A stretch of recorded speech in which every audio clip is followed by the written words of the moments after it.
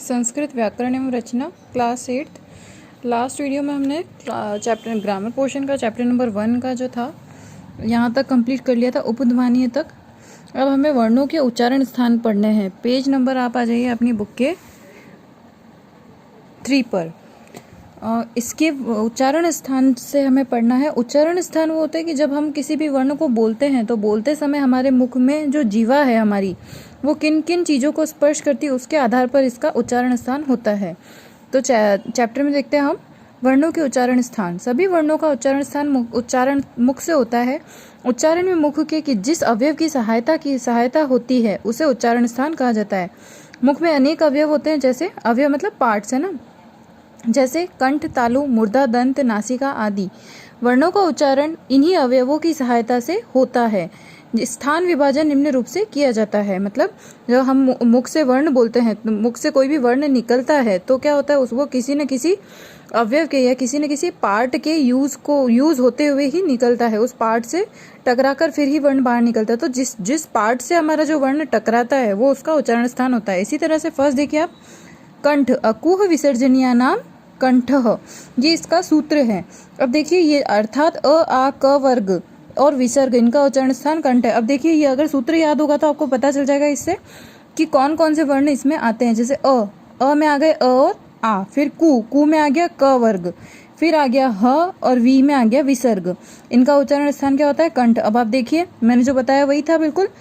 अ, आ, क वर्ग, ह और विसर्ग, इनके उच्चारण स्थान क्या होता है, कंठ। और इनसे बोलने जाने वाले वर्णों को क्या कहते हैं, कंठ। इसी तरह से तालु का सूत्र होता है इचु यशा नाम तालु। ई में दोनों ई आ गई, च वर्ग आ गया, य आ गया और श आ गया। इनका उच्चारण स्थान क्या होता है, तालु। और जो वर्ण होते हैं वो कहलाते हैं तालव्य वर्ण। और इन वर्णों को उच्चारण करने के लिए जीवा तालु को स्पर्श करती है। तालु मतलब हमारे जो टंग जो होती है हमारी, उसके ऊपर का जो पार्ट होता है वो होता है तालु। फिर आती है मुर्दा, ऋतु रषणा मुर्दा। इसमें आती है री और री, दोनों री आती है, ट वर्ग आता है, र आता है और श आता है। इनका उच्चारण स्थान होता है मुर्दा। इसके बाद में आते हैं दंत में आती है री, त वर्ग, ल और स। इनका उच्चारण स्थान क्या होता है, दंत। ये सभी सूत्र आपको याद होंगे तो आपको पहचानने में दिक्कत नहीं होगी कि आपके वर्णों का कौन से वर्ण का उच्चारण स्थान कौन सा है। नेक्स्ट पेज पर आ जाइए, पेज नंबर 4। अब आपका आता है ओष्ठ। ओष्ठ का अर्थ होता है होठ या लिप्स, है ना। तो उपध्मानीय वर्णों, उद्मानीय नामों ओष्ठो, उ और उ दोनों उ आ गए, प वर्ग और उपध्मानीय वर्ण कौन कौन से होते हैं, हमने पढ़े थे, प और फ, जिनके ऊपर रेफ लगा हुआ होता है। इनका उच्चारण स्थान क्या होता है, ओष्ठ। ठीक है। इन वर्णों का उच्चारण करते समय जीवा के माध्यम से दोनों ओष्ठ आपस में मिलते हैं। दोनों जो हमारे लिप्स है वो पास मिलते हैं। जैसे आप प बोलेंगे तो दोनों होठ जो एक दूसरे से मिलते हैं। ठीक है। नेक्स्ट देखिए आप, नासिका जो होती है, इय गमनान नासिका, इसका सूत्र होता है, आपकी बुक में नहीं दे रखा है। तो अब देखिए सभी वर्ग, जितने भी वर्ग पढ़े थे अपन ने, 5 वर्ग, 5 वर्गों का जो अंतिम वर्ण होता है, मतलब 5वां वर्ण वो होता है, उनका उच्चारण स्थान क्या होता है, नासिका। जैसे क वर्ग का क ख ग घ इय, तो इय क्या आ गया, नासिका में। प फ ब भ म किस में आ गया, नासिका में। क ख ट ठ ड ढ ण और त थ द ध न, इन सब का उच्चारण स्थान क्या होगा, नासिका। मतलब प्रत्येक वर्ग का 5वां वर्ण जो होता है उसका उच्चारण स्थान क्या होता है, नासिका। इसके साथ में कंठ, तालु।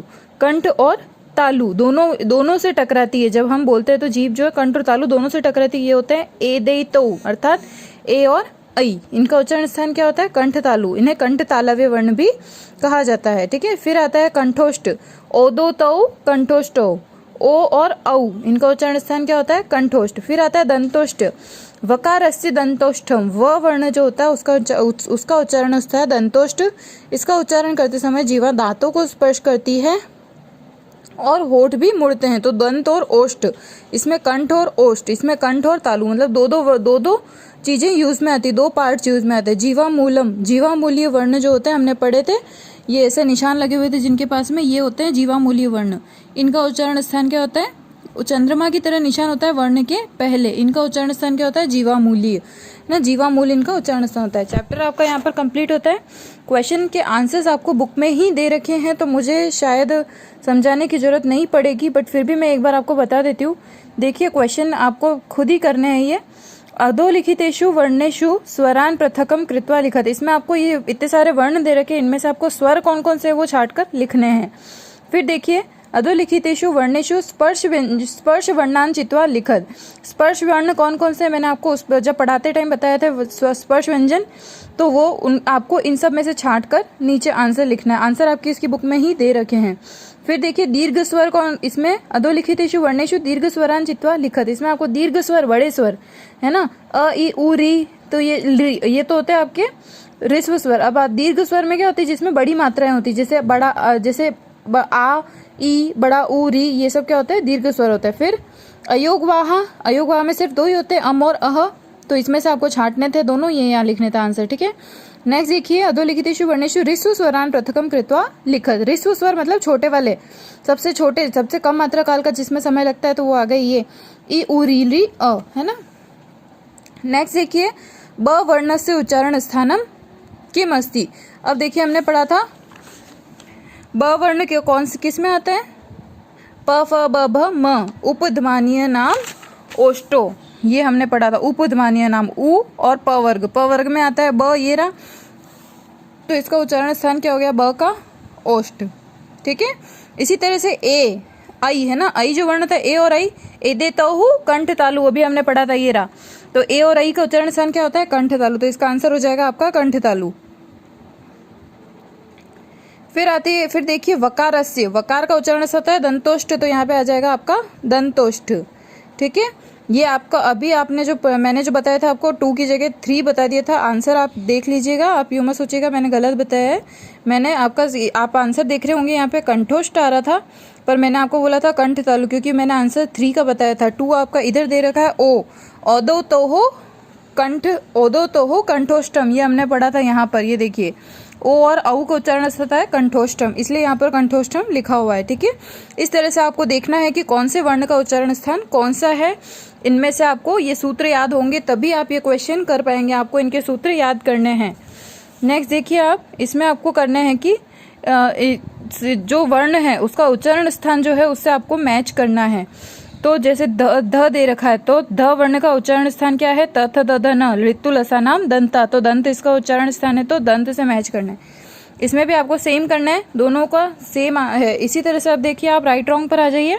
इसमें पीकः पदे उच्चारण स्थानम तालु अस्ति में क वर्ग का उच्चारण से अकुह विसर्जनीय नाम कंठ, कंठ होता है, तो यहाँ पे तालु दे रखा, तो ये रॉन्ग है। इसके बाद में अजय, अवर्ण का उच्चारण स्थान कंठ, सही है बिल्कुल, क्योंकि अकुह विसर्जनीय नाम कंठ, तो अ आता है उसमें। फिर आता है नमः, अत्र 2 वर्णों कंठ्यो न स्तः, यहाँ पर दोनों वर्ण कंठ नहीं है, बिल्कुल सही है, क्योंकि कंठ में क वर्ग आता है, न और म दूसरे में आते हैं। प प्लस ई, अत्र ई वर्ण का उच्चारण स्थान मूर्धा है, बिल्कुल सही है। ई वर्ण का इचु इचु इच्चु यशा नाम मूर्धा हमने पढ़ा था। फिर दंत वर्ण का द वर्ण का उच्चारण स्थान दंत्य है, तो बिल्कुल सही है ये। ऋतु लसा नाम दंता, त थ द ध न, बिल्कुल सही। फिर देखिए म वर्ण नासिक्य है, म वर्ण नासिक्य है, म वर्ण का उच्चारण स्थान क्या है, नासिका, बिल्कुल सही। फिर देखिए आप वकारस्य दंतोष्ठम, वकार वर्ण का उच्चारण स्थान दंतोष्ठ है, ओ वर्ण का उच्चारण स्थान दंतोष्ठ है, ये रॉन्ग दे रखे हैं आपको तीनों, आपको इनके आगे रॉन्ग का साइन लगाना है। चैप्टर आपका यहाँ पर कंप्लीट होता है। Thank you.